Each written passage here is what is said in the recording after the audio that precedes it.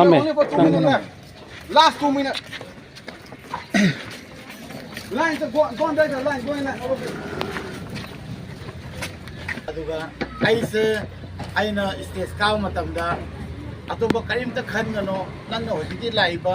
hojiki silent thi doini khangde isai sak doini khangde nangna pamdaba goal do adu do kata khallo aduga mayam do karimta khangano nangna nasai ka da nangna topda leiraga haine ana khallo adoi nang sunyi kai roiba ko natare nangna haiga da bodo pallani aduga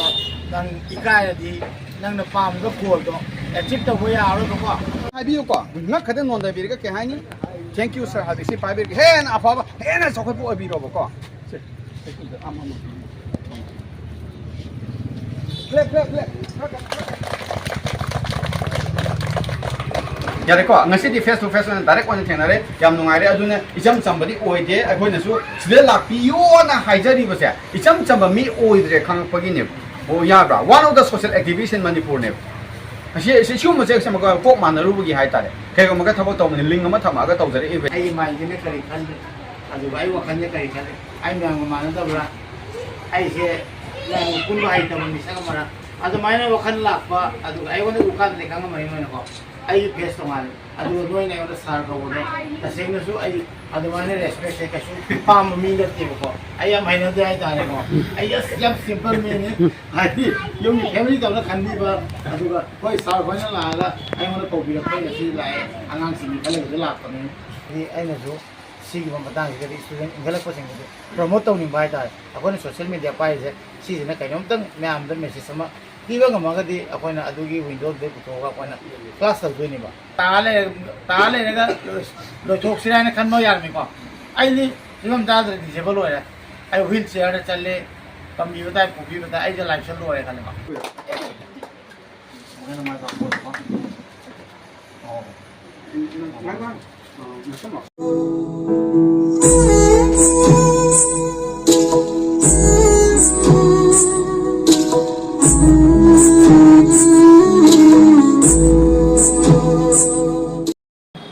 Mayam puno po aputin ako channel da taram actually.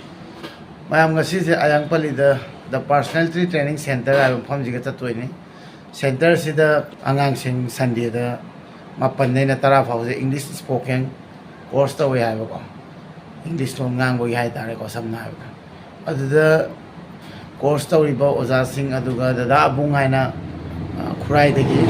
makoi na invite to bire angang sing do amta thing na ningi na angang sing sak mai khang na bai na adu mai na to bode ai se lai adu hojik chat te thoi gai ta re ko mafam de yor kan dai makha ta bap sar ra ge ai hojik kaksing de hai ga le adu ngasi di kanam ta yor tre hai ta re ko Ronaldo ga khoini lai Ronaldo gi ka dri ne hojik lai ge ma u thana maga ai na AYANGPALLI de sala unar ga adum ai tom kaksing hai ga ne hai ta re adu ni am AYANGPALLI de hojik ki hai ba center do myam chalasi adu ka punne yeng minars Mayamai uji jaugjare Children Personality Development Training Center ko WANKHEI AYANGPALLI si somda AYANGPALLI ki road ne sida lai jare adu ti myam changa se na si di kanam to rakra bani isana namme me play do bes nammi ro atun Anang no oh ya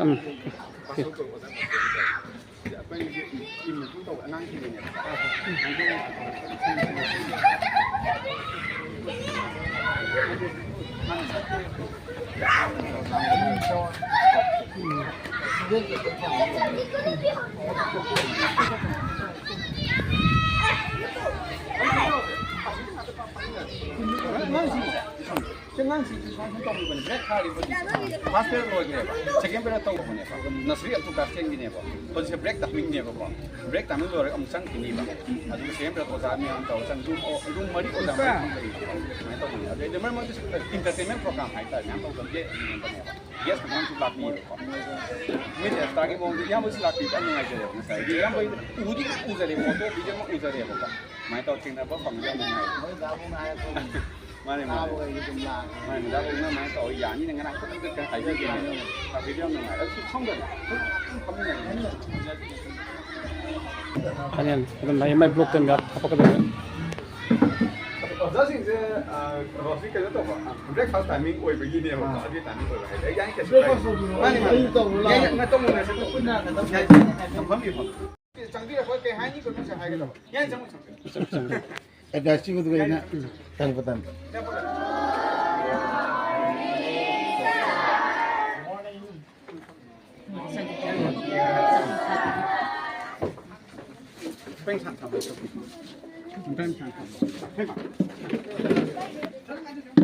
Teacher loy lang sila to. Ay kung yun na pra. Ay ko. Yan sige. Din kay ko. Hello.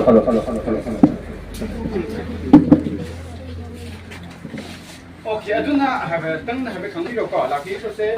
sir a visit yani ko aduna na foi do maria ba khangiro mani ana hata interaction talk se na matam se kui bagi din na tre manam din pung ka da suli thai da na ana hatang sa khamai kha fidi minute to laki ri ba sir se interaction ma sa am se to min se ba ko wari wa tang hak sa se ba aduna adam mu tho ma panu no talent so da mate ha to bira mo sir si mama isai haiba dogoi haiba nadang upi ra mo kui da na te mi ama or ani or home mai to min se ko adu mathang sanje na ta sanje kha le ga he na matam kha kui na law ga amuka sar na laki ni thajai amuka laki ra ga he na saung na he na phajana he na marang kai na to min se ko nga si gi di khatang di kai hai ni yang kana phajana arrangement di to ja hodre ya mai to bane adu bu unaba phangi syam ngai jare ko na haktang nga ju unaba gi tanza lo min se wis pina ba ko sa hang da ba ngatang to min se ko mai to min se phatana phami ro aduga ko sa haning ba le ga smati phang ba yani ko yani ko de ni ba aduga hiring ba kai khong je urada sari khong je kamai to ino aduga noi ga tiba de na ko cái ngay rồi nhưng mà giờ một cái này thì không dâu được nữa này đi cái nó con cái màn kia là có không đâu ăn mình nhiều xíu dạ ta ra đâu cái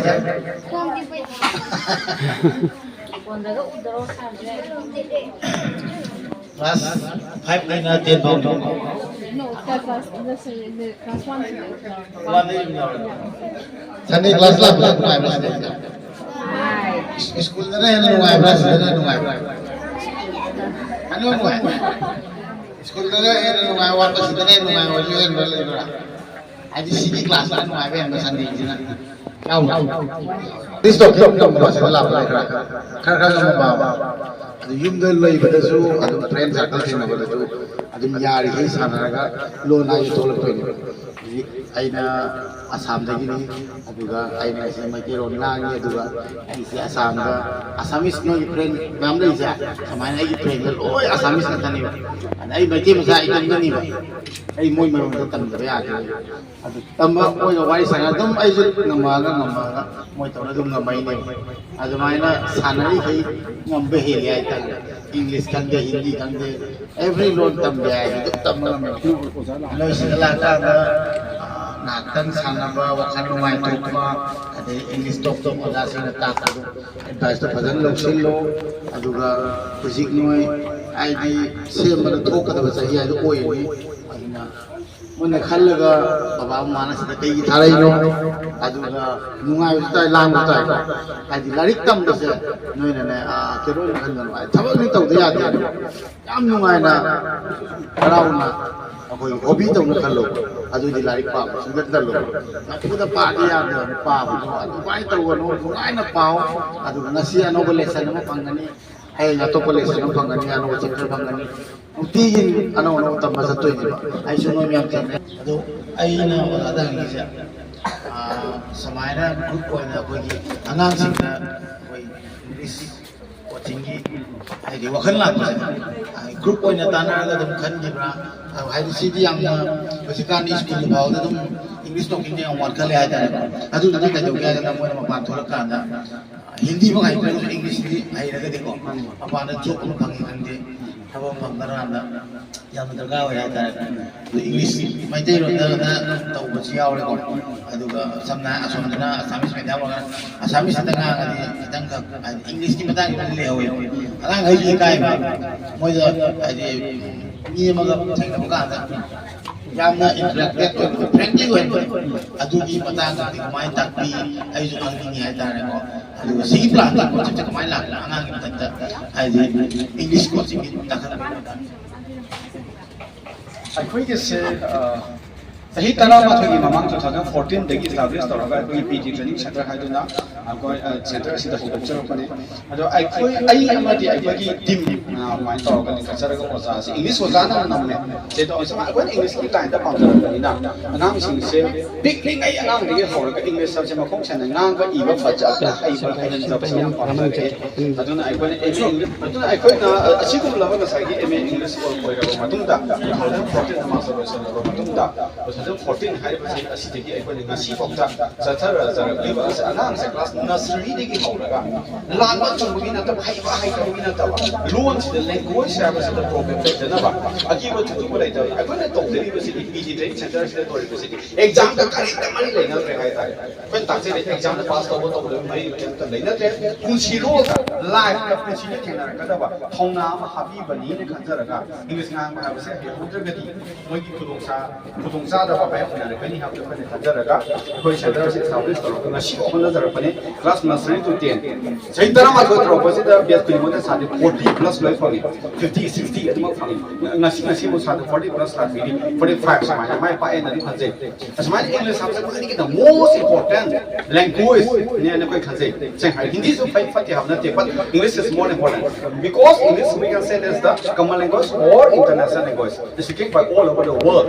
so we need to learn English more and more sumani khanjai seng haragi na haba lete anga haba lete ahan haba lete English habase direct ka khara thapna thamaga exam ne khara thapna thamaga language habase nang base khara hayoraga pang da mana taba niyom da grammatical rusui da akibo tujumbo laita vida mira thingna ngamna ba manipur khata da khoi lai haba lete lam tu koi bisani kani mapalam da sam ha company thawak tawre ka interview face tawre ka se in every field da English habase hayoraga ni yam laina khoi ki thongna ma la la ga manipur da nuaina halakani habase thasi maramadana khoi team ma semjaraga English learning center haidi mi thonjaraga wankai yangpalli sida nasi bokta sathajaraga lai bani oza sing matik chaba oza ngata oi dem har MA English ayamban oi BEd oiraba doctor ko yauri more than 20 years teaching experience ko yauri and English ki pamjaba professional lecturer bo myam lakiri loina na media star myam ma tawjari English ki line na pamjaba haita sumaina tawjaraga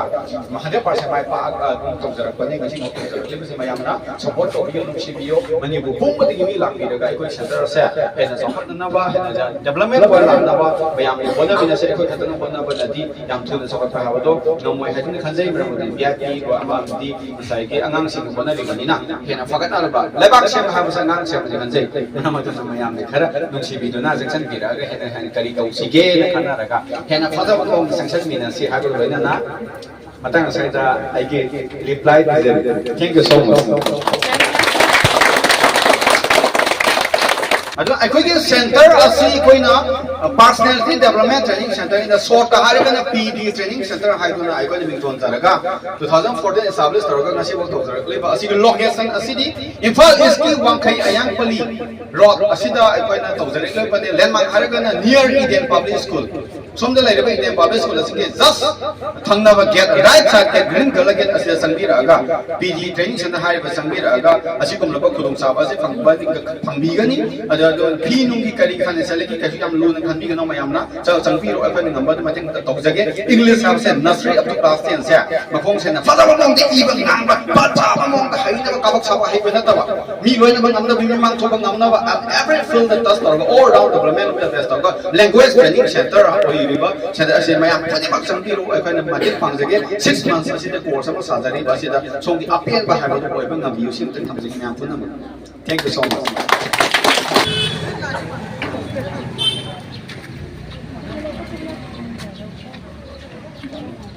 Jessica, I'm just going to go line. Ano ba niya? Min. Only for 2 minutes left. Last 2 minutes. Line, go on back the line, go in line. So na ba yung pampiyo? Nandito. Saan biya? Saan Pinoy niya? Ito, 我们知道。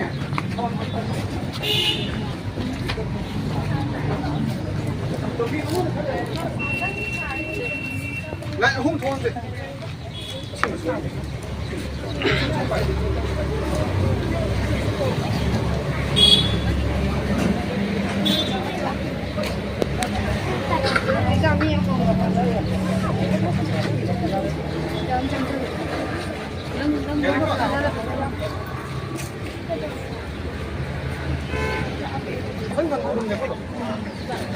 Asum urung le city.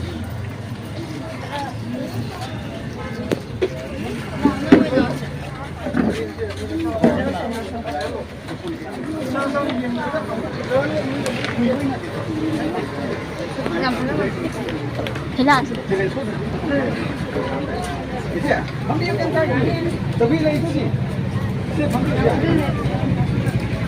Okay.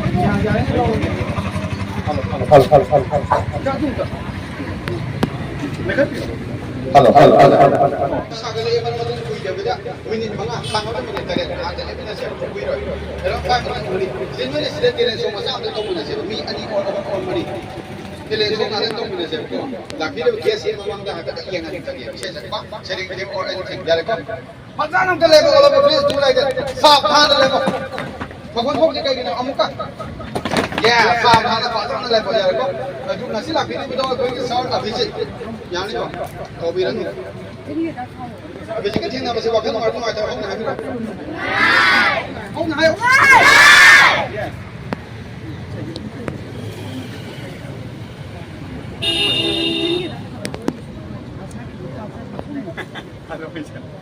Okay. Adu na holik se. Holik se sar abhijit lagi ni basi ki mang hai tare kai ko rat yen so ma sam tan to mun se ko na kuin na di to ore kuin le so wa ga ni only for 5 minutes the lotion doing you can please raise your hand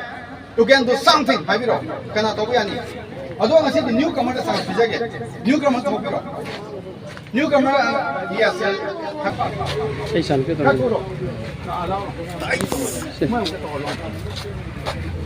Sila pari sa niya ko. Ngayon dito ni ko matawyan. Ran sakera ise sakera sa rin tigra to ko matawyan ni ko wala sa sige ko. Ni kita mai sila. Amani kara. Solo to. Ngamni. Kan.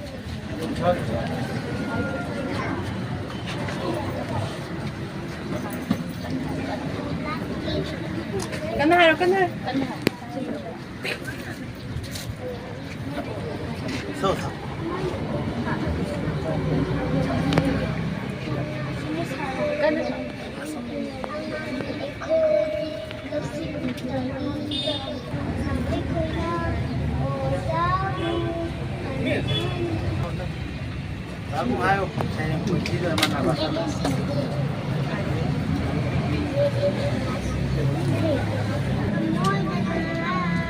Hey hey. Hey. Kada hau na so. Bisa 상도 bai lo. Kada hau. Hey hey. Good. Yeah.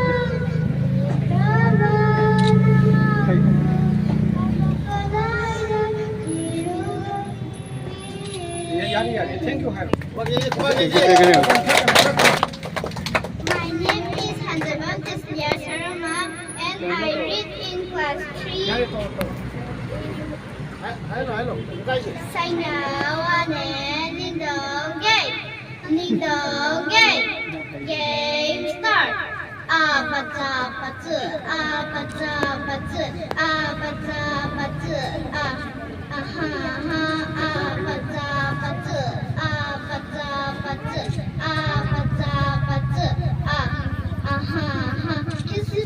Kissy face, send it for 4, yeah. I try the real kiss the Yani. Thank you, Haru. Thank you. Biar ming. Ngamudra. Ngamudra di ming le from Haru. Haro. Good morning, my dear friends. My name is Rudana and I'm from Kuala I am in class 7 and I studied in Insul and now studying. Yari. Ang tala ko sa ช่วยมาใครแกมา ใครโดนอะไร แค่มาอย่างนี้ Fare. Adesso vai. All things and things you become to do can be the no one's born with perfect. Can answer perfect that you go. Them can be hijack hijack to be no have any set performance to it. Yeah, the go. Next and the crack and the father to open up. Now when yeah, like that's all.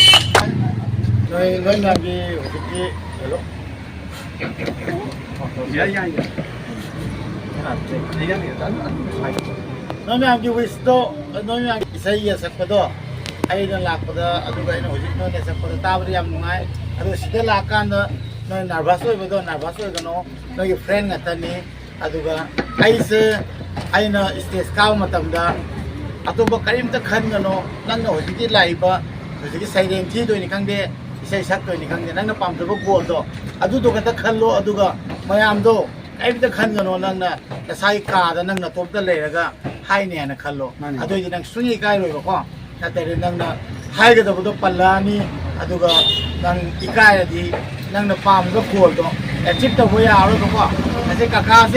ไอ้น่ะว่าจะมวยตรงนั้นน่ะเตะอัตบะสาตรงนั้นไอ้กายเลยก็ดีทุลักเลยก็ดีน้ำยังเทงนะก็ได้เทงนะเลยก็อะดูนะอิสานอิสานตัวคอนฟิเดนซ์ไปโอ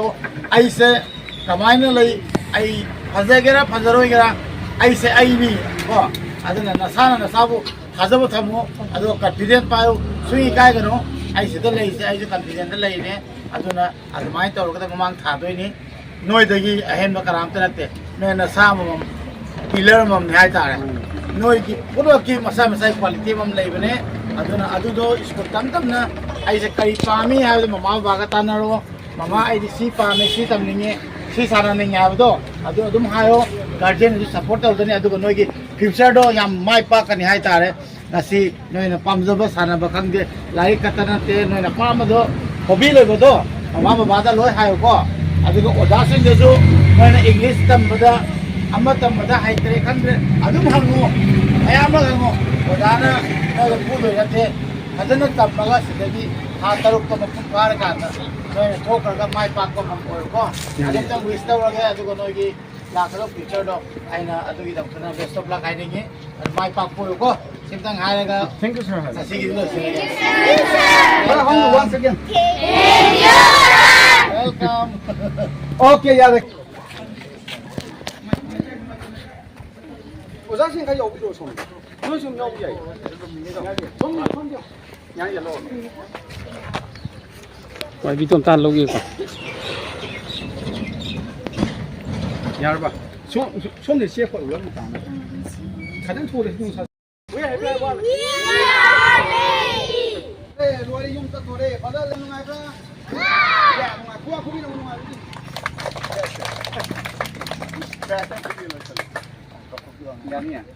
오케이. 허진 너 혼자 토끼 봐 미크로도 미카케 안 넘는 거 하나 따르라.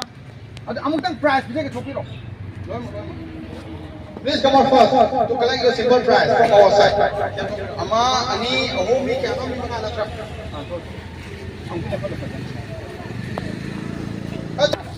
One hayo kar hong na. One hayo. Adi ang hong mang drabo. Two hayo. Three. No yo top pe pani. Two hayo. Two. Three. Three. Hong hayo. Three. Four hayo. Four. Four hayo hobon. Four. Five hayo. Five. 내 가장 내 top pe ko. nga sige price na hangoi pi de bo mong da price pi doi ne ba na ko de boy ko lom pi da na nga sige khatang de saw khotsa ra ba ne ba clipboard pi ja ra ge ya re ko ठीक है sir P के दब से gas लापी में gas न पिरा नहीं बा sir Abhijit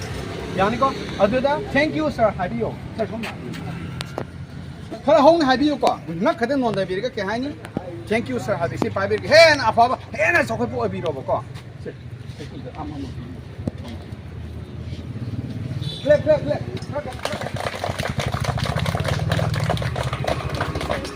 thank you sir हायो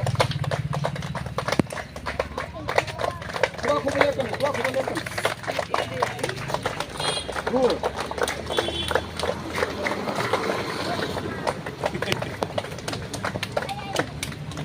5 यानी कि यामना जमना पिजा बन यामी याम दिखन बिगन को हे ना पोका मन नुआय नुआय सिंजा रखे को माइन तो लस लस संग संग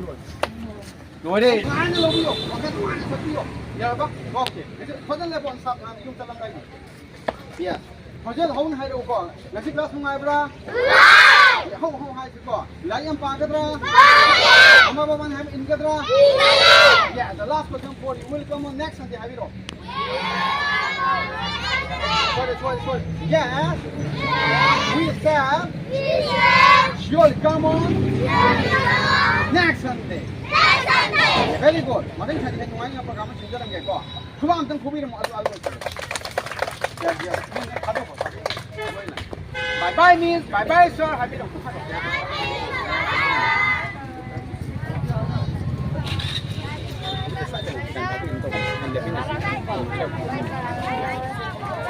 bye bye means na chom bye bye means bye bye sir happy to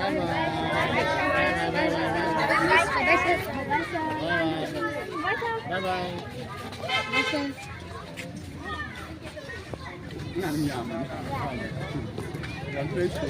mayam hojina angang singi English spoken class loibaga akhoi gi 12 tamba adu graduation tamba khangde ko akhoi primary school gi oja oining basingi amka class oiba adu gi class jo mate ma yawi haina ai nusir bai sinau mayam ba ngak tang yawminare adu oja na kamai tak pi habado adu mate masu oja gi subject sina akhoi gi spoken English yaw bai tare ko primary school gi teacher coaching to bola ise adu ga loina na English spoken su yaw ba adu matang dani aduna si video ma de si ya hapsar ke me am ji view aduna akoi rule ka hajing man ta biro English high level language se fatana ngang borom na haigi ke khala kadi you can please do some formula ka pan biro the first formula is you can please try to know basic English grammar basically kari hai foundation makhong sengba grammar khra khang biro ngang ba grammar ya maru oi dana anga masa rom na tha to biro anga masa man thi daga word te haur ka yam na tense for the khang biro yam tra ba ha ba ni ko des ma kha ta du me ham le past present future adu khang biro formula etc kan de ka khang biro ga ji grammar khang ba ba sai ga spoken the base ko ba grammar adu ya ba khang biro ngang ba da darkar ko ba grammatical to ha grammar yang pak sau le khang ba de ke chung mo ba no ngang ba da ka ba formula pan du past present future formula etc me ham le jana adu khala di khang ni pungang ngang ba to bi ga no ngasi se aikoina sam ha na hangui to gi mo de khajitang to ala ga aikoina kai gum khara anu mo de to bane ba ngasi lai su ta ga ni ta ha bana te bat oza sing su la ka ni adu mate to ge ne ba ngasi guest sam la piri din da ya le ko adu na hoji la piri ba guest se sir a visit ya du la piri ba se na ha tang sam in ku yi be lo pham na te angang sing da ne he na ma ama to wi ra me adu na na ko gi khala ga na ha tang nga re ga lai bi ba de ba em ya le ko adu na ha ko su wa ba sa ba tan tan to lo mun ne se ba ku yi da na te adu da sir visit ta ge ha na nga sai gi dum wai ta nga ha tang sam ne ba matung da ai na nga ha tang mu lecture pi ga ni ba ko madi matung da miss amadi medang gi mathang la ani ba ai gi lecture pi ba asi su ai gi si lecture pi ba asi su nga sai gi kai ga makara video coverage ka lo ne nga si di cham na yu to bo na te seng ha flash loi to ne a visit sir visit ta gi ati di sir na dum kano da aku pamaron hai ta agu paudo hai bi ra agani habedan khangna min yar se na ya ba sir visit lo khang mani khale ya uramani khale social media ma uramani khale ya re ko ngasi di face to face na direct on theng na re yam nungai re adune icham chambadi oi de agoi na su sile lak pi yo na haijari ba se icham chamba mi oi de khang pagi ne o ya bra one of the social activities in Manipur ne asi shu ma se sama ko pok man ru gi hai ta re kai ko ma ka thabo to min ling ma thama ga to jare event ne aduna agoi se dagi da mo tadi lari khatang ta padi pam de mi yam theng na ba unna ba khang na ho ba interaction to ba khara mara to por ha ba ne sum hapsa ba ne ba ya re ko ni ba ko Saya bisa ngatain sendiri, main tahu. Habis itu grup mana saya buat?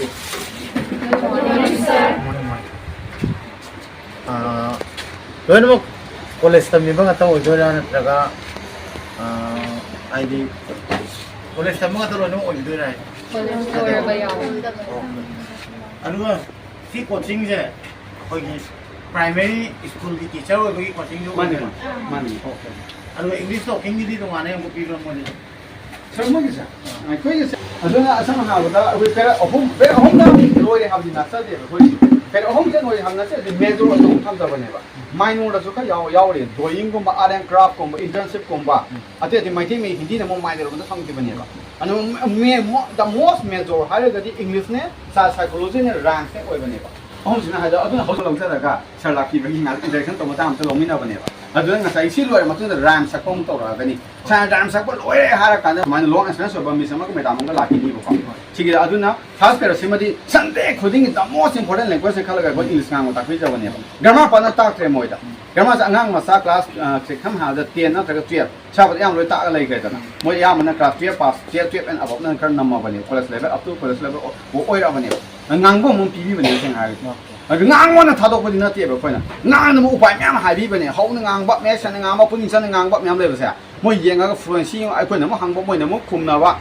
group sem ga han ba mai mai o san ngang han ba myam mang to li san de ko ding Mereka English sahaja ko center sila aku sedih maksud luar nama perfect maksudnya terus perfect ini memilih tahan kiwe kau na liam nama tu mahan jadi apa cuma tahu jara English sahaja kadi wazau agar doktor agar engineer agar everything ma fail orang kena tu kan saya kau na amuk tadi kau pernah mina mereka English se ngai jo pernah mina benar semarang sida saran lapi ko kudung sahaja lobi nama sen ai na hai kada betul kan terate sida sar kau na sendiri ba aduga aku ini lapi wisi nama yang tambi tu se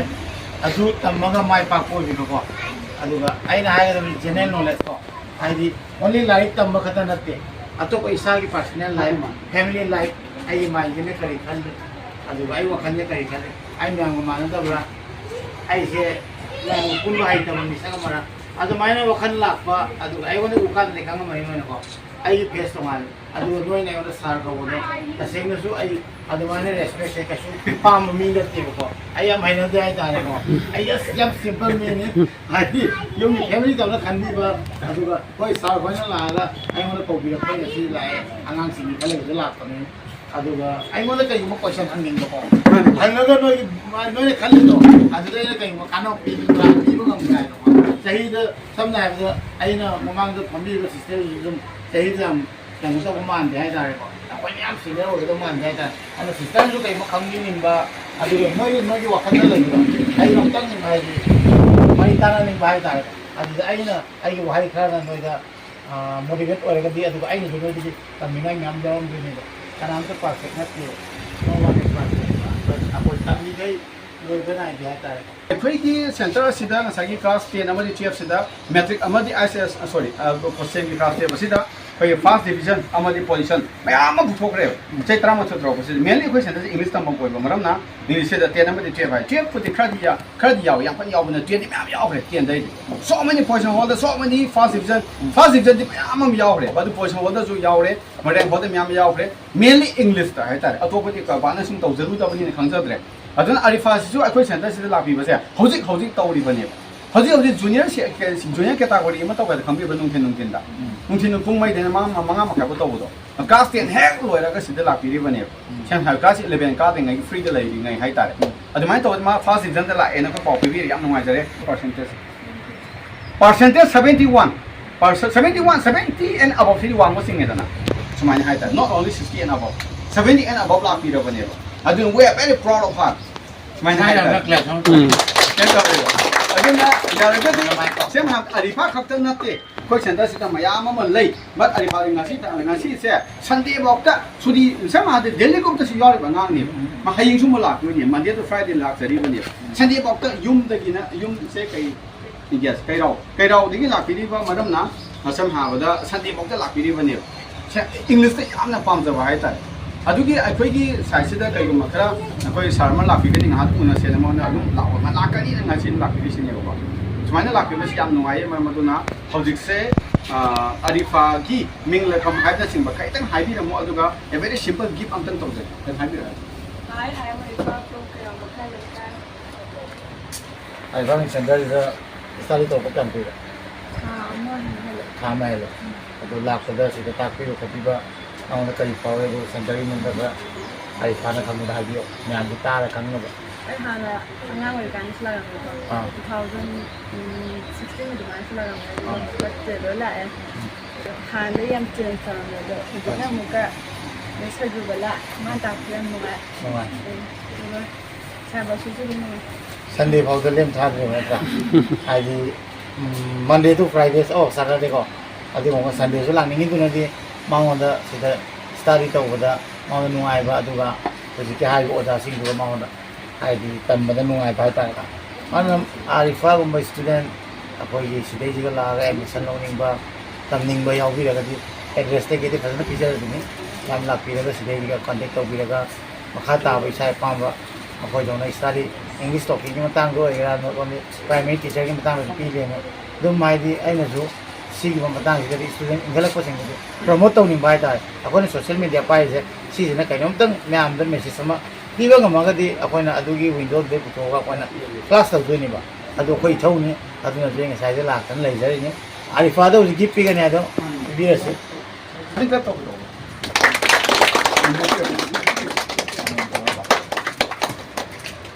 ถ้าเกิด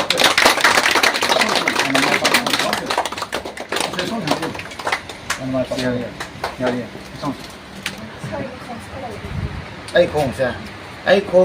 เหมือนฉันนั่งอยู่เนี่ยปกติเนี่ยมันไอ้โครงเสีย2020เด้อไอ้น่ะแต่ถ้าที่เราผมแต่ที่ดูห้องบกี้ช้อปปิ้งตัวก็สับพอดีกว่าช้อปปิ้งตัวละหลายเด้อการีเสสมปานทำมาก็ไอ้น่ะสร้างทุกคนไอ้กี่การีที่มันนักแต่ต้องหาเงินตัวกันแต่ทางห้องแต่ละทุกคนก็ห้องเดียวกันตาตัวมันโกงได้ไปเขาสักใคร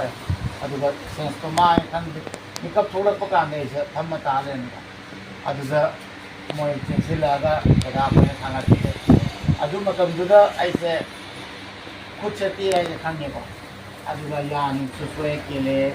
ಕೋಕ್ಸೆಗಾಯ ಈ तो ತೊಗೊಳಕ್ಕೆ ಇದೆ ಪಕ್ಕಲ್ಲೇವ I ಕಲೆ ಕೈನೋ ಹೊದಿತೇನೆ ಗಾಡಿ ಮನಾತಲೆ ಮೈನ ಪಿನೋ ತಾಳೆ ಕೈ ಮತ ಅದು ಮತ್ತೊಂದು ದೊಡ್ಡ ಆಗನ ಕೋ ಐನ ಫಮ್ಮಲೆ ಅಂತ ಲೆಕ್ಕಕ್ಕೆ ತೌಕಾನಕೋไอ้โครงเสไรโครงเสยามทะเลบอกว่าอันนั้นมาไอ้คนนั้นอันนั้นมีแต่กิจทำตัวใหญ่ไปตายไอ้ที่ผ่านนี่นะคันบ่ hospital จะเลยก็แล้วยังอัดไว้คันนึงอันนั้นหาตั้งที่คันมาตัวน้อยนะให้กี่บ่หาตั้งที่ตรงนี้มั่งตัวมันตัวอันไอ้งั้นสิตัวอีเสมั่งเอาเลยมันก็ที่ผ่านนี่ได้ในนั้นมีเจ้าสิเลยอันนั้นบางการมั่งเอาเลยนะไอ้สิที่ใจบ่มีนะมาสิที่ก็สิที่สวยนะไอ้สุดดาวยังยาตัวมีละสวยเลยกับนี่ไงแต่ได้รู้มันให้จิตตั้งไงเลยไอ้มันตัววิเศษกรีโนไอ้สิ่งยังปับพูดแบบมีละยังนั่นมาราเลยว่ามิสักมาราก็ดีกันเลยมันสมัยนั้นว่าหันบีเจนเนี่ยหันเงี้ยก็ต้องมาตั้งตัวโชว์ใจอะไรด้วยไอ้ท่าจะแบบว่ามาเงี้ยแบบลายเส้นเลยที่ไอ้คนนั้นก็อยู่หันเลยเนาะไอ้นั่นก็นายก็ตัวไอ้ที่มีมันเองยังตัวปั๊มเนี่ยแบบอะดูปั๊มแบบนั้นก็สิ่งจะตัวอีกอะดูก็พอนะ hospital จัดแล้วมันต้องพุกขันเลยตรงเสียอะพอกี่ทั่วมันก็สิ่งนี้น่าจะตัดไปกินนี่ก็สรุปเทกไปเสียtime tahu saru tu same ya ni singlina ulitat pa siya masih pung kaya no mutani ba adu muto na kain tahu tahu ya ba ana ai pai gani singlina ulitat ke bani na pung do sagu samu tahu na adu ba masange phalak ta ba adu ai tahu na kak pata re ko kak pa se kak ka ni khalu de ai de doctor na kan ni ga ni khalle adu na nini je khang de nini muto na operation wala thola kan na mit pang kan naว่า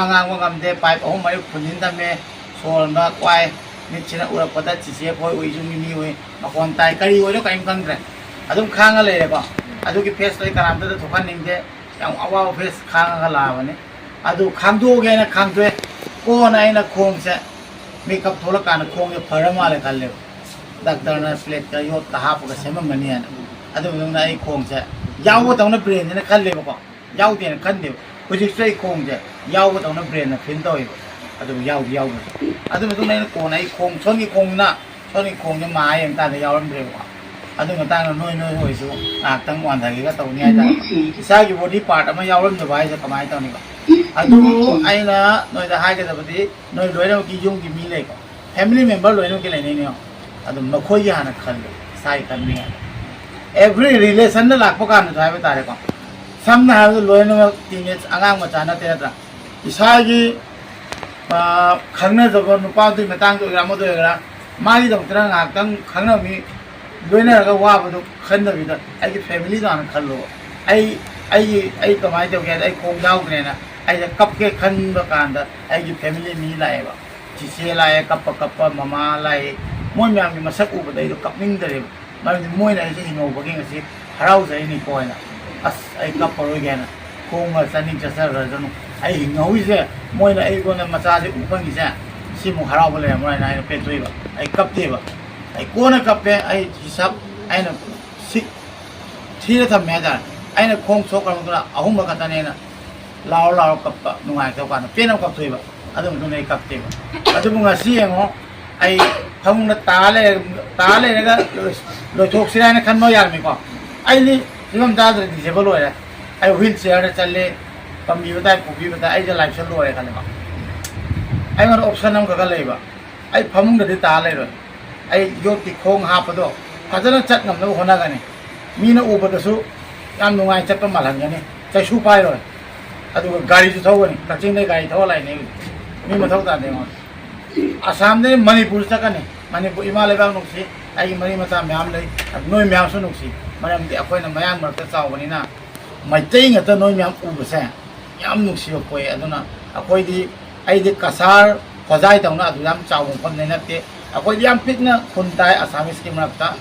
ꯑꯗꯨꯒ ꯅꯤꯡꯊꯧ ꯀꯣꯅꯨꯡ ꯀꯩꯀꯥꯁꯨ ꯃꯌꯥꯝ ꯂꯩꯕ ꯑꯩꯈꯣꯏ ꯗꯤꯁꯇ꯭ꯔꯤꯛꯇꯨꯒ ꯑꯩꯈꯣꯏꯒꯤ ꯈꯨꯟꯗ ꯇꯥꯔꯛꯏꯁꯦ ꯊꯥꯏꯅ ꯅꯤꯡꯊꯧ ꯃꯇꯝꯗꯩꯅꯤ ꯑꯗꯨꯕꯨ ꯑꯩꯅ ꯍꯧꯔꯛꯐꯝ ꯊꯤꯀꯥꯟꯗ ꯑꯩꯒꯤ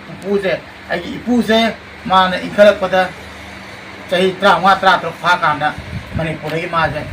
ꯊꯣꯛꯂꯛꯈꯤꯕꯅꯤ ꯑꯗꯨꯒ ꯃꯐꯝ ꯑꯗꯨꯗ ꯂꯩꯅꯤꯡꯗꯅ ꯂꯩꯈꯤꯕꯅꯤ ꯑꯗꯨꯃꯥꯏꯅ ꯑꯩꯈꯣꯏ ꯕꯕꯥ ꯑꯩꯈꯣꯏ ꯖꯦꯅꯦꯔꯦꯁꯟ ꯑꯗꯨꯃꯥꯏꯅ ꯂꯥꯛꯄꯅꯤ ꯃꯔ ꯍꯧꯔꯛꯐꯝ ꯊꯤꯕꯗꯤ ꯀꯥꯏꯗꯅꯤ ꯏꯄꯨ ꯃꯅꯤꯄꯨꯔꯗꯒꯤ ꯑꯗꯨꯅ ꯑꯩꯁꯨ ꯃꯁꯨ ꯑꯃ ꯑꯣꯏꯔꯕꯒꯤ ꯑꯩ ꯏꯆꯤꯜ ꯏꯅꯥꯎꯗ ꯑꯩꯅ ꯈ꯭ꯋꯥꯏꯗꯒꯤꯅꯤ ꯑꯦꯛꯁꯥꯏꯇꯦꯠ ꯑꯗꯨꯕꯨ ꯏꯆꯤꯜ ꯏꯅꯥꯎ 3-4 ꯁꯨꯕꯒꯤ ꯉꯁꯤ ꯑꯩ ꯈꯣꯡ ꯅꯥꯝꯃ ꯁꯣꯛꯑꯁꯨ ꯃꯄꯥꯟꯗ ꯊꯣꯛꯂꯛꯑꯒ ꯅꯣꯏꯒ ꯄꯨꯟꯕ ꯉꯝꯃꯤꯅꯤ ꯍꯥꯏꯇꯥꯔꯦ ꯑꯩꯕꯨꯗ ꯑꯣꯞꯁꯟ ꯑꯃꯈꯛ ꯂꯩꯔꯝꯃꯤ ꯑꯩ ꯐꯃꯨꯡꯗ ꯇꯥ ꯂꯩꯕ ꯑꯃ ꯅꯨꯡꯉꯥꯏꯅꯩꯀꯣ ꯌꯨꯝꯒꯤ ꯃꯤꯅ ꯌꯦꯡꯕꯤꯔꯅꯤ ꯑꯗꯨ ꯅꯠꯇꯕꯤꯗꯅ ꯑꯩ ꯈꯣꯡ ꯆꯠꯂꯛꯈꯤꯅꯤ ꯇꯝꯃꯛꯈꯤꯅꯤ ꯑꯗꯨꯒ ꯑꯩ ꯅꯣꯏꯗꯧꯅ ꯆꯠꯄ ꯉꯝꯅꯕ ꯍꯣꯠꯅꯔꯛꯀꯅꯤ ꯑꯗꯨꯒ ꯒꯥꯔꯤꯁꯨ ꯊꯧꯒꯅꯤ ꯃꯌꯥꯝꯗ ꯎꯠꯀꯅꯤ ꯈꯨꯟꯒꯤ ꯃꯤꯗꯁꯨ ꯎꯠꯀꯅꯤ ꯅꯅꯥꯎꯁꯦ ꯀꯔꯤꯅꯣ ꯍꯥꯏꯗꯣ ꯑꯗꯨ ꯄꯣꯠꯇꯨꯃ ꯈꯜꯂ ꯊꯝꯃꯒ ꯊꯣꯛꯂꯛꯑꯦ ꯌꯥꯗꯦ ꯀꯩꯗꯤ ꯂꯣꯏ ꯍꯥꯞꯄ ꯉꯥꯛꯇꯅꯤ ꯑꯩ ꯂꯣꯠꯇꯦ ꯌꯥ ꯍꯥꯞꯄꯦ ꯁꯦꯠꯁꯤꯃ ꯍꯥꯞꯄꯤꯅꯤ ꯑꯃꯈꯛ ꯌꯥꯗꯕꯗ ꯁꯦꯠ ꯑꯃꯨꯛ ꯁꯤꯟꯗꯣꯏꯅꯤ ꯑꯗꯨ ꯑꯩ ꯆꯦꯂꯦꯟꯖ ꯂꯥꯛꯄ ꯈꯨꯗꯤꯡꯃꯛ ꯑꯦꯛꯁꯦꯞ ꯇꯧꯔꯒ ꯈꯜꯂꯦꯕ ꯑꯩꯅ ꯍꯤꯡꯉꯤ ꯄꯨꯟꯁꯤꯁꯦ ꯍꯤꯡꯁꯨ ꯍꯤꯡꯉꯤ ꯑꯗꯨꯕꯨ ꯌꯥꯝ ꯃꯃꯜ ꯂꯩꯕ ꯆꯍꯤ 2ꯗ ꯈꯣꯡꯒꯤ ꯄꯣꯠ ꯆꯩ ꯃꯌꯥꯝ ꯁꯤꯟꯕ ꯇꯥꯏ ꯁꯦꯟꯅꯤ ꯁꯤꯗꯁꯨ ꯌꯣꯠ ꯀꯨꯝꯕ ꯂꯩ ꯑꯦꯅꯤꯍꯥꯎ ꯁꯤꯒꯁꯨ ꯈꯣꯡ ꯅꯥꯝꯃꯗ ꯆꯣꯡꯉ ꯆꯠꯄ ꯇꯨꯁꯤꯟꯕꯩꯅꯤ ꯑꯗꯨ ꯑꯩ ꯀꯔꯤꯝꯇ ꯈꯟꯗꯦꯕ ꯑꯦꯚ꯭ꯔꯤ ꯆꯦꯂꯦꯟꯖ ꯄꯤꯔꯛꯄꯗꯣ ꯑꯦꯛꯁꯦꯞ ꯇꯧꯔ ꯆꯠꯂꯒꯦ ꯍꯥꯏꯅ ꯂꯩꯔꯕꯅꯦꯕ ꯑꯗꯨꯃꯥꯏꯅ ꯑꯩꯅ ꯑꯁꯨꯌꯥꯝ ꯈꯜꯂꯒꯗꯤ ꯅꯣꯏꯒꯤ ꯂꯥꯏꯐ ꯁ꯭ꯇꯥꯏꯜꯗꯨꯗꯤ ꯑꯩꯉꯣꯟꯗ ꯃꯌꯥꯝ ꯐꯩ ꯅꯣꯏꯅ ꯍꯦꯟꯅ ꯊꯧꯅꯥ ꯍꯥꯞꯐꯝ ꯊꯣꯛꯑꯦ ꯍꯥꯏꯇꯥꯔꯦ ꯅꯣꯏ ꯅꯁꯥꯗꯀꯣ ꯅꯣꯏ ꯅꯁꯥꯁꯦ ꯑꯃꯃꯝ ꯃꯒꯨꯟ ꯂꯣꯏꯅꯃꯛ ꯌꯥꯎꯋꯦꯕ ꯑꯁꯤ ꯑꯩꯅ ꯁꯣꯁꯤꯌꯦꯜ ꯃꯤꯗꯤꯌꯥꯗ ꯁꯨꯃꯥꯏꯅ ꯇꯧꯔꯛꯀꯅꯤ ꯈꯜꯂꯨꯗꯦ ꯑꯗꯨ ꯋꯥꯔꯧꯔꯝꯕ ꯏꯁꯣꯔꯗꯣ ꯑꯩ ꯀꯣꯟꯅ ꯋꯥꯔꯧꯗꯦ ꯀꯔꯤꯒꯤꯅꯣ ꯍꯥꯏꯕꯗꯤ ꯑꯩꯁꯦ ꯅꯨꯡꯁꯤꯗꯕꯩꯅꯤ ꯈꯜꯂꯦꯀꯣ ꯑꯐꯕꯗꯣ ꯈꯪꯗꯣꯛꯎ ꯃꯥꯅ ꯅꯨꯡꯁꯤꯔꯝꯕꯩꯅꯤ ꯑꯩꯒꯤ ꯈꯣꯡ ꯈꯛꯇ ꯂꯧꯔꯒ ꯊꯝꯕꯤꯔꯝꯃꯤꯁꯦ ꯑꯗꯨꯒ ꯉꯁꯤ ꯃꯌꯥꯝꯁꯨ ꯈꯪꯕꯤꯔꯤ ꯑꯗꯨꯒ ꯑꯩꯁꯨ ꯃꯌꯥꯝꯒꯤ ꯃꯇꯦꯡ ꯇꯧꯅꯤꯡꯕ ꯁꯦꯕꯥ ꯇꯧꯅꯤꯡꯕ ꯌꯨꯇ꯭ꯌꯨꯕ ꯇꯧꯔꯛꯄꯅꯤ ꯈꯪꯗꯦ ꯐꯦꯁꯕꯨꯛ ꯍꯥꯞꯄꯅꯤ ꯈꯪꯗꯦ ꯑꯩꯉꯣꯟꯗ ꯀꯩꯅꯣꯝꯃꯗꯤ ꯂꯩꯗꯅꯀꯣ ꯉꯁꯤ ꯅꯣꯏꯕꯨ ꯎꯅꯔꯤ ꯅꯨꯡꯉꯥꯏꯀꯣ ꯅꯣꯏꯗ ꯍꯦꯟꯅ ꯑꯩꯅ ꯑꯃꯨꯛ ꯍꯦꯟꯅ ꯅꯨꯡꯉꯥꯏꯁꯦ ꯑꯩꯈꯣꯏꯗꯧꯅ ꯐꯃꯨꯡꯗ ꯂꯩꯕ ꯅꯨꯄꯤ ꯃꯆꯥ ꯑꯣꯏꯔꯒ ꯃꯄꯥꯟ ꯊꯣꯛꯅꯤꯡꯗꯕ ꯍꯥꯏꯗꯤ ꯐꯤꯖꯤꯀꯦꯜꯂꯤ ꯗꯤꯁꯦꯕꯜ ꯑꯣꯏꯕ ꯀꯥꯡꯕꯨꯗꯣ ꯃꯆꯤꯟꯒ ꯄꯩꯕ ꯋꯥꯁꯨ ꯉꯥꯡꯕ ꯉꯝꯖꯗꯕ ꯄꯨꯛꯅꯤꯡꯗ ꯅꯣꯏꯗꯧ ꯂꯩꯕ ꯃꯣꯏꯕꯨ ꯎꯅꯕ ꯀꯥꯟꯗ ꯑꯃꯨꯛ ꯍꯦꯟꯅ ꯑꯩ ꯅꯨꯡꯉꯥꯏꯖꯩꯕ ꯃꯣꯏꯕꯨ ꯁꯞꯄꯣꯔꯠ ꯇꯧꯅꯤꯡꯉꯦꯕ ꯑꯩꯅ ꯌꯥꯎꯔꯒ ꯈꯜꯂꯝꯗꯕ ꯌꯥꯏ ꯑꯗꯨꯃꯥꯏꯅ ꯇꯧꯅ ꯚꯤꯗꯤꯑꯣꯗ ꯑꯃ ꯗꯤꯁꯦꯕꯜꯒ ꯏꯆꯤꯟ ꯏꯅꯥꯎ ꯎꯕꯅꯤ ꯑꯩꯈꯣꯏ ꯒ꯭ꯔꯨꯞ ꯑꯣꯏꯅꯁꯨ ꯆꯥꯛꯀ ꯆꯥꯅꯕ ꯌꯥꯎꯏ ꯃꯣꯏꯗꯣ ꯑꯗꯨꯃꯥꯏꯅ ꯃꯅꯤꯄꯨꯔꯗꯁꯨ ꯄꯨꯊꯣꯛꯄꯤꯅꯤꯡꯉꯥꯏ ꯂꯩꯇꯦ ꯃꯅꯤꯄꯨꯔꯒꯤ ꯍꯥꯏꯗꯤ ꯌꯨꯇ꯭ꯌꯨꯕꯔ ꯂꯩꯔꯒꯁꯨ ꯗꯤꯁꯦꯕꯜꯗ ꯑꯗꯨꯃꯥꯏꯅ ꯄ꯭ꯔꯣꯃꯣꯠ ꯇꯧꯕꯤꯅꯤꯡꯉꯥꯏ ꯂꯩꯇꯕꯅꯤꯅ ꯑꯩꯅ ꯑꯁꯥꯝꯗꯩ ꯑꯣꯏꯔꯁꯨ ꯑꯁꯤ ꯏꯃꯥ ꯂꯩꯕꯥꯛꯀꯤ ꯈꯜꯂꯤ ꯑꯩ ꯊꯥ 2 ꯍꯦꯜꯂꯦ ꯊꯥ 5 ꯋꯥꯏꯐ ꯃꯥꯏ ꯃꯆꯥꯁꯤꯡ ꯂꯣꯏ ꯎꯅꯩ ꯐꯖꯕ ꯅꯠꯇꯦ ꯔꯣꯁꯁꯨ ꯐꯖꯩ ꯔꯣꯁ ꯈꯛꯇ ꯐꯖꯩ ꯍꯥꯏꯕ ꯌꯥꯗꯦꯀꯣ ꯃꯦꯔꯤꯒꯣꯜꯁꯨ ꯐꯖꯩ ꯁꯥꯎꯟ ꯐ꯭ꯂꯥꯋꯔꯁꯨ ꯐꯖꯩ ꯑꯗꯨꯃꯥꯏꯅ ꯑꯩꯈꯣꯏ ꯄꯨꯝꯅꯃꯛꯁꯦ ꯑꯃꯃꯝ ꯏꯁꯥꯒꯤ ꯐꯖꯐꯝ ꯂꯩꯅꯤ ꯑꯗꯨꯅ ꯏꯁꯥꯅ ꯏꯁꯥꯕꯨꯗꯤ ꯍꯟꯊꯅ ꯈꯟꯒꯅꯨ ꯃꯤꯅ ꯈꯟꯒꯟꯗꯕ ꯑꯗꯨ ꯃꯦꯇꯔ ꯇꯧꯗꯦ ꯑꯩ ꯃꯔꯝꯗ ꯃꯌꯥꯝ ꯍꯥꯏꯔꯝꯒꯅꯤ ꯑꯗꯨ ꯇꯥꯕꯒꯤ ꯗꯔꯀꯥꯔ ꯇꯥꯗꯦ ꯑꯗꯨꯒ ꯑꯩ ꯃꯔꯝꯗ ꯉꯥꯡꯅꯔꯗꯤ ꯈꯪꯉꯣ ꯅꯪꯁꯦ ꯚꯦꯂꯨꯑꯦꯕꯜ ꯄꯥꯔꯁꯟꯅꯤꯕ ꯑꯗꯨꯗꯨꯅ ꯅꯪ ꯃꯔꯝꯗ ꯉꯥꯡꯅꯕ ꯃꯇꯝ ꯆꯪꯗꯦ ꯅꯠꯇ꯭ꯔꯗꯤ ꯃꯣꯏ ꯚꯦꯂꯨꯑꯦꯕꯜ ꯃꯤꯗꯨꯗꯤ ꯁꯥꯟꯅꯕꯅꯤ ꯑꯗꯨꯅ ꯑꯩꯁꯦ ꯐꯣꯀꯥꯁꯇ ꯃꯤꯅ ꯉꯥꯡꯅꯩꯁꯦ ꯑꯩ ꯃꯒꯨꯟ ꯑꯃ ꯂꯥꯛꯑꯕꯅꯤ ꯍꯥꯏꯕꯗꯨ ꯈꯪꯗꯦ ꯅꯣꯏꯅ ꯍꯣꯠꯅꯔꯤꯗꯣ ꯃꯤꯉꯣꯟꯗ ꯍꯥꯏꯕ ꯃꯊꯧ ꯇꯥꯔꯦ ꯏꯁꯥꯅ ꯒꯣꯜꯗꯣ ꯑꯦꯆꯤꯞ ꯇꯧꯔ ꯃꯇꯨꯡꯗ ꯃꯁꯥꯅ ꯑꯗꯨꯝ ꯈꯪꯒꯗꯕ ꯂꯩꯔꯕꯅꯤ मादी ओजा होइबे अदु कोचिंग तोरम ए माने मपान थलोक जोक होनबो कलदि लोय फंगी आइ आई दि अचीव तौग्रे ने खाली को आई कंते अचीव तौग्रे ने खाली अदु ददा कोइन ngasi आई समाने इनवाइट तौबिर पजे सी आई गोंदा काइनोमदि उबो फंगी बइनि को अदु नोय लो उना कांदा आई वारि सानागा इंटरेक्ट तौगने अदु नोय जो वखन नुवाइ तौ मैम रेंगनि नुवाइ तबे तनि आई कमाय पेदो कनि हायो कांदा आई गोंदगी अवाबो कइदो येमबो आई गोंदे हेनबो येंगदि आई पेलोबा हुजि आई कार मा थौगेबा कोना करी खलकनी कार मॉडल अमा कार न फजे हैना मधु थोड़ो पेन के खलकनी बट बाइक थौरिबा फैमिली चलिबा स्कूटी दु नति हराव हराव न फैमिली चलिबो मोय दि नंग हेलितना को comfort ओइबा नुंगायबा I हुजि โค้งจะคู่มาคาร์ตแล้วมันดิบางเงินท่วงมันเจียนมันงงมันนี่ใบจุดท่วงมันคันเลยบัดไอ้ก็ชาวบ้านนั้นอุบิเหตุเราโค้งอันนี้ยาวตัวเลยก็มวยจัดประจำกันว่าตัวนี้มาวันเดียวไอ้นุ่งไอ้พอไม่ตัวไม่โอ้โหตัวพยายามไอ้ช่วงนั้นนุ่งชีวิตเนี่ยอะตัวไม่มาทั้งยังไงตายอันนั้นอิสระจะเป็นทุกข์ได้ก็ดีพวกเขานุ่งไอ้ทุกอย่างก็ดีอ่ะคุยเด่นเอาว่าผมยามเลยป่วยมาสมัยนั้นไอ้ก็ตั้งไอ้เนี่ยขันจะไว้กินไลฟ์สไตล์เดียวก็ขันรถปกติไอ้หน่วยเสียตัวคนนี้ตายหน่วยเดียวกันนั่นมันนี่กันนั่นมันหน่วยว่าขันหน่วยก็แต่คุณเสียจำตั้งนะฟังนี้อะตัวก็ยังไม่ได้ที่ไอ้จะอาศัยดาราคนน่ะก็อุบัติเหตุนั่นใช่ไหมสิ่งนู้นสิบไปเลยไอ้ทุกนั้นเรื่องวาริสานาบัดว่าจะคอยแทงนะว่าไอ้เรื่องฟังว่าเลยนี่มันเรื่องอะไรตาละก็ฟังดูไอ้กันนั่นขันเนี่ยไอ้กันนั่นปาร์ตี้อะไรนี่อะไรนะครับแต่นุ่งสิบไปสิที่ก็อะคอยตายมันปันเลยเลยนี่มันอามันเลยนี่นุ่งสิจานั่นเลยมีนะครับเนี่ยเขาเลยมาเสียนะสามเดือนเลยก็จะมันนี่พูดภาษาปุ๊บนุ่งสิจะทำมือเสียนะไปเที่ยวมือไปเที่ยวตัวมีมือไปนี่ก็นุ่งยังมาสิกรุ๊ปไว้ในหลังก็กันนะเอาพอมาหน่อยก็มาหน่อยพอมาได้มาพอมามาหน้าที่นะที่นั่นก็นุ่งไอ้เจ้าก็แต่ลุงไอ้ขันนุ่งยาเลยก็คุณชิมไปเสียไอ้เนี่ยก็เสียสิทธิ์ละก็นุ่งไม่เอาก็ขันนั่นตัวแต่ถ้าผมไม่เอาสิก็ปุ่นเลยนะอะดูไม่ใส่คนเยอะกว่ากันนะก็พอจะนุ่งไอ้กันนี่ก็คุณชิมได้อะดูขันมีพอได้ก็พอเสียมันท้าวได้ problem หมดเลยนะaku society je tu ni adna ina hai ko bati ai ji sidala tambi do adu gi makum phana mai lo bi do adu kana bodo makan so na pangani adu oda ko ju takbi ring ase acha wo role ni ata re oda ko lo bi de ko no re ni aga ngat ni khan de amara primary teacher ki powder simati ai na thagal hai ta ko ana ase promotion to golak pe video jam nungai adu brother to please lak bi ro adu ba ai na ho ji kiเมื่อครั้งนึงมันต้องเมนบวชอีกครั้งนึงว่าโค้งเสียกับไม้ต้องซบเนี่ยห้องกับไม้ต้องช่วยจะครั้งนี้เลยก็อะดูอุปนิสัยน้อยวันนี้อะดูพาสเลปนมีแต่ยึดห้องมันเจใช้โค้งกับมันนั่นเดียวตัวที่สมัยทางเราทำห้องมันข้าคนนี้เล่นปนมันเจ practice นั่นนี่อะดูนักตาคนที่ practice ก็เรียน adapt ตัวมันนี่ก็หาในการที่ทุกการโค้งนักตะวันนักเป่าหลังทำโค้งในตักที่มาขันนี้เรียนนะillaga samaj ko tawo yai anda aina aduma magadi noi je ngone next level na ngoni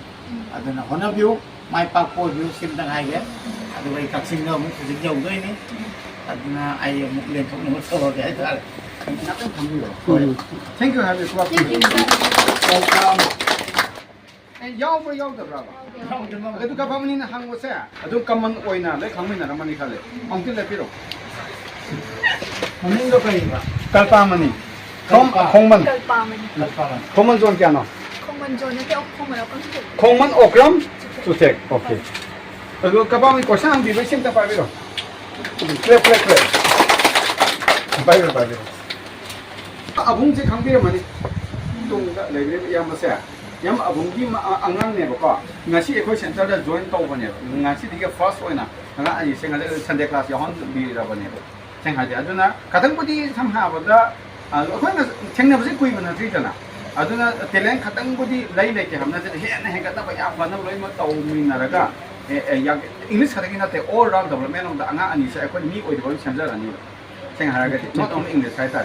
full of care 피자라게 as a 가자만이 칸한 비로 아이코이세 그래서 마이나 any problem은 하비라가 아파봐 뭐 job 같은 게 나한테 거 하이자 job 방에 하는 거 미 아파보 하는 간디가노 job 같은 게 나한테 아파보 society 에 삭마이 칸거 미 뭐 얼마 남나봐 안 아니서 그럼 양 상가는 혼자 삭마를 칸하려다나 혼자 혼나게 놓은 좀 혼나 비로 야니까 아주 마반이 캠트 피닝아 레제 ペ 아무튼 파이비로 야이까 अति कम खंडी रोनो संघाई कइनो दि फास लाख मा मा लेन न मांगरो 60% and above have ni फास न have ni यारे को अजु not only pass है त मैं खरा दि लै संघा गन second third फति हम मी ओइ नि बट फास ला ब मी अब अंत ले मांगरो नन निंग से साइ गि हे फास ला have ले म मी न सिम छि म ओइ थना को अजा तु दिन second फति हम मोइ न होन जबो yes अलमरा म माने अदुना ngasi से function मक्ति तौजब नते faksan na tau dana ngasai ki encouragement ki mangti tau da hodre adubu ngasai sar ma la piri basi ko khudong sawa la holaga akoina yare ko sajam toin toin mo dinan na te dana adu ngasai ki yam na exam ha khudor pok amatang ti katang ni pija ninge to arrangement saw na mangti tau da hodre ngasai nga amada pipa adubu na katang ti tau na ba tau bi da se तौरींगाई है clap तौबिरोबको यानिको अदुना सोमने सोम सोमने पिदोनेबको अदु सोमना पिदि सिगसे सिगसे सिगा नेबको सिगसे हाबदं सादा हाबे पिदि सिमलोको ओसिमलोको 제 아니 보다보니 로비로 어디 가게 됐고 안 하고 누가 이거 손전에 지금 뒤에 아주 빨리로 봐 이게 한 빨리 손을 기억이 그랬다고요 내가 말다 보고 이건 말만 손 이거 뒤로 손 결국에는 그랬다고 우리가 Ada naban son pun ini son pun ini apa son ini pun itu lalu itu apa mana ini pun sih saya jangan somebody kau ini kok ada macam value I do see the people mana mana jangan somebody kau ini macam apa ni amna kayak ini matung laki pada somehow the function di mawang dah hai tak ngai sih mesti function mesti nak terus na class one to be mawang dengan ni tahu kan function tu oiro amad oiro saya yawi gini hai betul tak tu mejaram ke kena takut mina ni ambil tahu mana saya kunci gi nak kau nasu laki macam akau boleh dan apa hal lingkup tu kami ni